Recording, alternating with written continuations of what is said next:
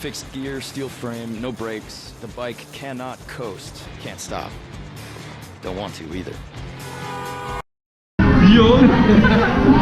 What's up? What's up? Mga ka-Byahe ni Drew.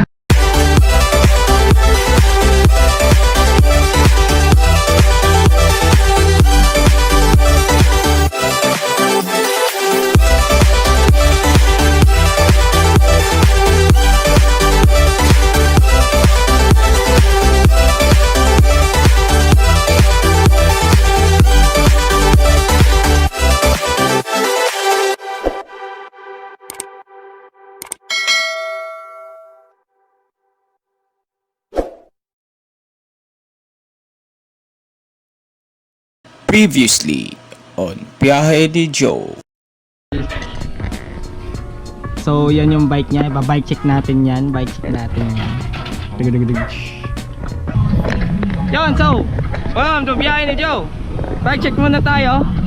So we have here Gilbert, the influencer. Sir, bike check tayo. Bike check tayo sa bike mo.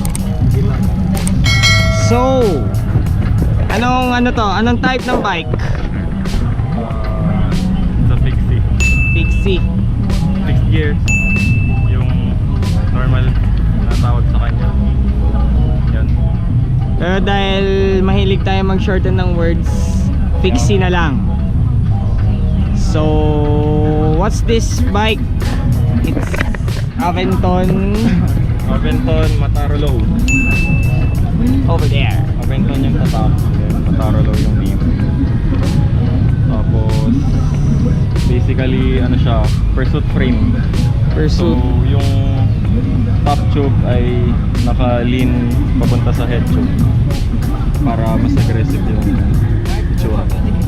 Ay, tinipla-vlog pala kayo. Kati pursuit, naka-pursuit siya. Yung top tube ay decline kasi pababa Okay. para mas aggressive yung look. Yun lang. So, ilang taon na to sa'yo? Saka anong model? Anong year model? Year model di ko maalala eh. Siguro mga 2015 to.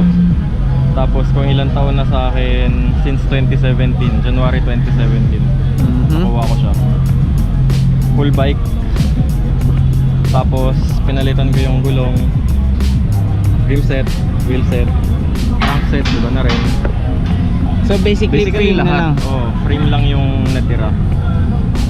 Yung fork niya pinalitan ko rin. Dati Aventon yung nandyan. Ngayon Alpina, alu-carbon fork siya. So ito ay aluminum yung steerer, then carbon yung blades. Composite, parang ganun. Yeah. So, what about your wheel set? Anong wheel set to? Wheel set niya yan ay H plus Sun formation face. Pakita mo yung ano. Yan. Sa H plus Sun siya. Basta may kung ewan ko kung makikita natin, pero astig, maganda siya. So, magkano inabot? Kasi sabi mo, di ba, pinalitan yung bike. I mean, pinalitan yung wheel set. Siguro yung worth, yung pagkabili ko lahat siguro mga 20. Pero yung worth ng bike nasa 30.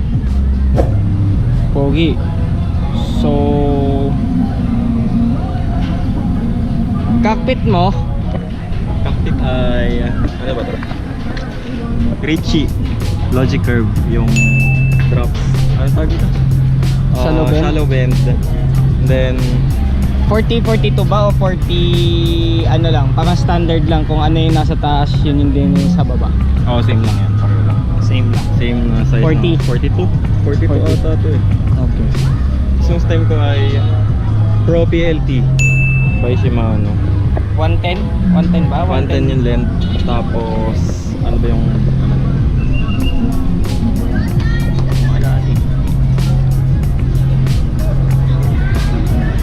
negative 10 degrees ata. Basta 110 mm. Then sa likod Of course, ITM. Bar tape. Bar tape.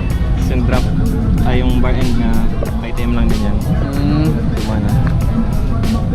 So, pangit na nung saddle ko, Challenger DDK by DDK.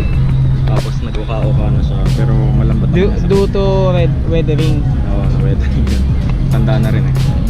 Tapos yung... Pero ano siya, leatherette or anong tingin mo? Parang leather, ano yung leatherette? Yung parang fake leather, ganun. Oo, fake leather to. Kasi madaling matanggal eh. Leatherette.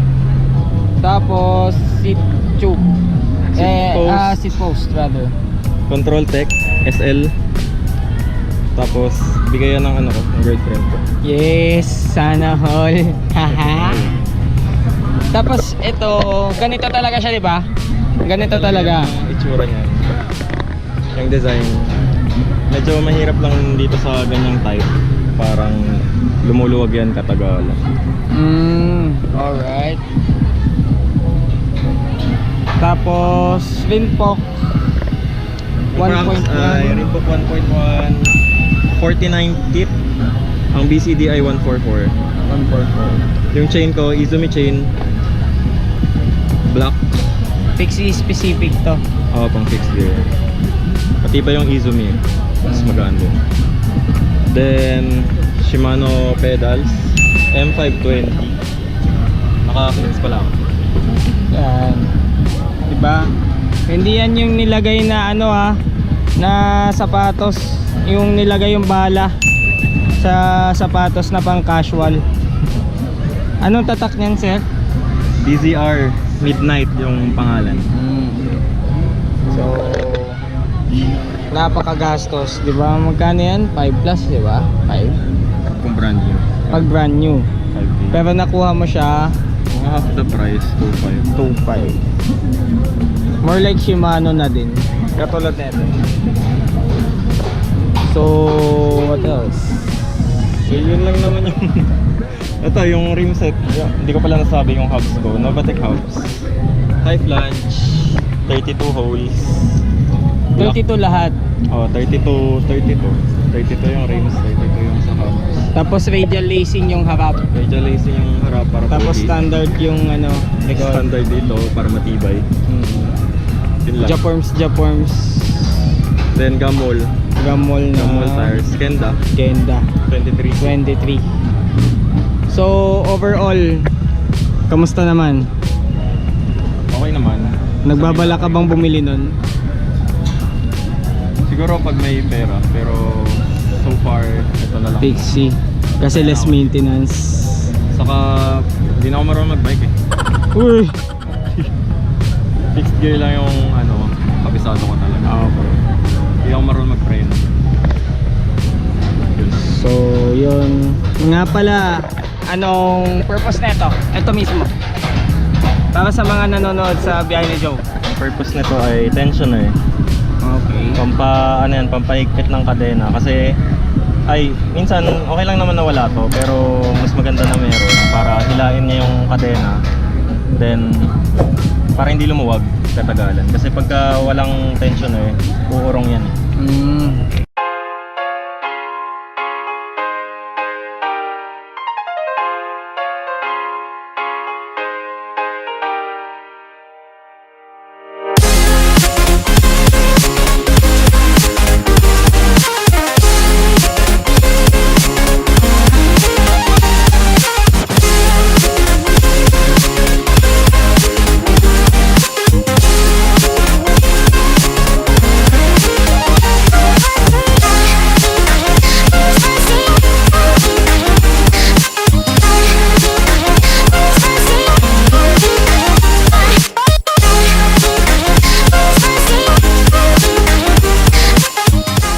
Shoutout po kay Dwight. Shoutout po sa pamilya ko. Tagasan?